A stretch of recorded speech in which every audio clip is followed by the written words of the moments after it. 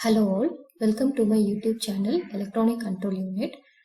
Today's presentation is about AutoSAR ECU State Manager module in that startup state.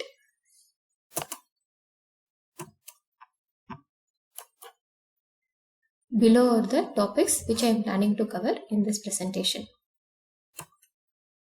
Okay, first let's see what is the overview about ECUM. ECUM is a module which is responsible for initialization and deinitialization of all the basic software modules including OS and RTE. And this ECU State Manager module cooperates with the COMM module and NM module which comes under COMSTAC, and by which it helps to shut down the ECU whenever it is needed. And ECUM manages all the wake-up events which includes active, passive wake-ups, and configure the ECU for sleep state whenever it is requested. It manages all the aspects of the ECU related to the off state, run state, and sleep state of that ECU, and also it helps in transition between the states like startup state, shutdown states. Now let's see in detail what does startup state do. The purpose of the startup state is to initialize the basic software module. This startup state we can divide into two parts. One is startup 1 and other is startup 2. Startup 1. Here activities which runs without the OS, that will be done in the startup 1 phase. For example, if you take inside the main function, ECUM init will be called, and for this activity OS need not be necessary. Why? Because directly from bootloader it will jump to main application software main API, and inside the main API directly ECUM init will be called, after which only we will be starting the OS. So the final step for the startup 1 is initializing the OS. And the final step for startup 2 is RTE to startup. Means in the startup 2 RTE will be started. Now let's see high level sequence of the startup phase. As I told, first our bootloaded software will be running. Once its operation is completed, it will be switching to the application software. And inside the application software, our first API, which is main, will start running, and in that main API we will be calling ECUM init API, after which startup phase 1 sequence will be executed. At the end of startup phase, OS will be started and all the tasks gets activated. Then there is one API called startup 2, that API will be called, after which startup 2 phase sequence present in the startup 2 phase will be executed. After this, depending upon the wake up source, if the wake up source is with the integrated power supply, then we will be moving to wake up sequence, else we will be moving into run sequence. Now let's see activities which is done in startup 1. Below are the API and the activities which are all included in the startup 1. So here whichever is mentioned as call out, it is all user defined, which means the sequence within that particular API, developers should write it. So this driver init 0, determine PB configuration, and driver init 1, the sequences which is present in these three API, developers should write it. Then we have consistency check of the configuration data, and with the reset reason we will be setting the wake up source. Then we will be initializing the default shutdown target, after which OS will be started. So in detail, inside this driver init 0 API, DET will be initialized. DET is nothing but default error trace module. That module will be initialized, where whatever the errors present means will be deducted will be routed to DET module. And if there is any flash memory which needs to be erased, that will be done in this driver init 0 API. As I told, code in this API is written by the developer. Then we have ECUM determine PB configuration. PB configuration here it means post build configuration. So one such example for post build configuration is variant selection. Variant selection, there are many ways to say variant. Here it means the same software can be used in two different variants. Something like right ECU can use one variant and left ECU can use one other variant.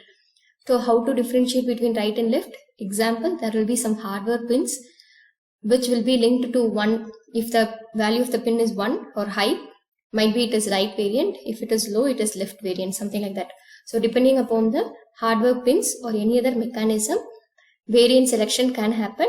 And this variant selection is a part of post-build configuration, and that will be done in the determine PB configuration API.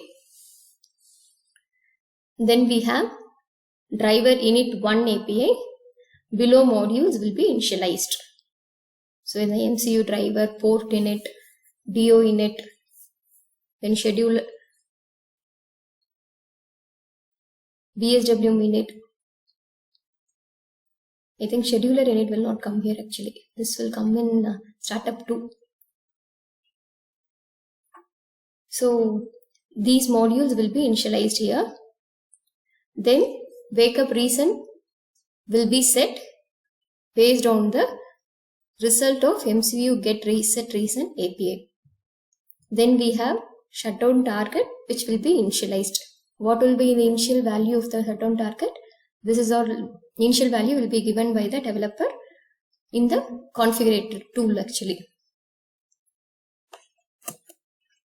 So this is startup 1 sequence. First ECM will call integration code is the code which will be written by the developer. So driver init 0 API will be called. Then determine PB configuration is called. Then configuration check is done. If at all there is any error in the configuration, error hook will be called. And else if there is no error, then driver init 1 will be called. After which reset reason will be obtained. And based on the reset reason, we will be setting the wake up event. After which we have select shutdown target API where we will initialize the shutdown target, whether it is sleep, off or whatever it is. Then after that last one is start OS. OS will be started. Then let's see startup 2 activities. Below the API on the activities which is done in startup 2. Here is the BSW scheduler gets initialized. Then driver init 2 will be initialized. Then ECM on RTE startup API will be called. These three are callouts, right? So driver init 2, on RTE startup and driver init 3. All these three are callout APIs, right? These APIs will be called by the sequence which is present in these APIs will be implemented or written by the developer manually. And RT will be started here. Then we will be informing the software component via RTE about the mode change.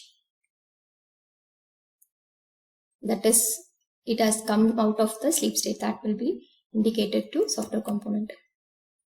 And these are the list of software component which can be initialized in the driver init 2. This is all like developer's choice actually. AutoSAR has given us the example that these modules can be initialized in driver init 2, but it is as per the developer's responsibility to do whatever modules they needed to be initialized in driver init 2. Then in driver init 3, majorly AutoSAR suggests these modules should be initialized. Then at last RTE gets started in startup 2 phase. So the sequence is first scheduler init is called. Then driver init 2 will be called. Then if at all we need to read, the application requires something to be read from the NVM.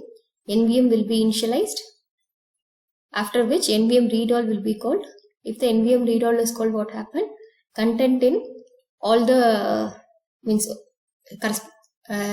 content in all the RAM blocks, content which was present in the NVM memory will be copied to the RAM memory actually. So in the NVM we'll have something like blocks, right? So each blocks will have corresponding RAM memory actually. RAM memory is nothing but normally it will be normal array. So once the NVM read all is called, what NVM does is it will copy the data from the NVM memory and to the RAM block. Then on RTE startup, API will be called. If at all developer needs to write something before starting the RTE, they can write it in this API. This is all user's choice actually. If they need it, they can write, else may not be written. Then RTE gets started. Then driver init 3 will be called, after which RTE will be informed about the next state switch. Either it is a wait state or run state, or whatever the state it needs to be switched. That will be informed to software component via RTE at the last of startup 2 sequence. Hope you understood what is happening in the startup state. Let's see in one other presentation. Thank you.